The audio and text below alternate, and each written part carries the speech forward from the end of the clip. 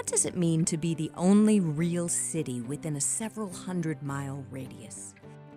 For Alice Springs, the iconic bush town in the heart of Australia's Northern Territory, it's led to the creation of a metropolis that's far more complex and interesting to explore than its demographics would suggest.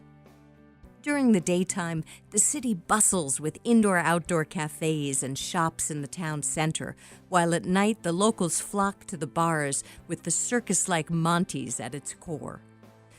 So why was Alice Springs founded in such a remote place? Because it was remote and because it was at the dead center of Australia and thus could serve as the heart of the telegraph line. Actually, the city was named for the wife of the telegraph manager. You'll find today that high culture is well supported in Alice at the town's many galleries and most prominently at the impressive Araluen Cultural Precinct.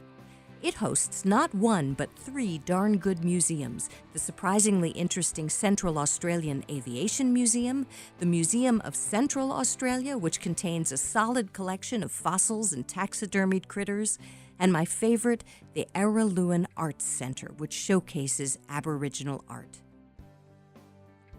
Tourists will also learn about the critical role Alice Springs plays in supporting nearby and not so nearby bush communities.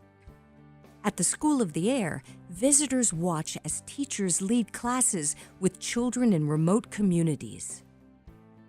Of course, one of the best reasons to come to Alice Springs is to leave it. Set in the midst of some of the most starkly beautiful landscapes in all the outback, the city makes a convenient base for getting out into nature.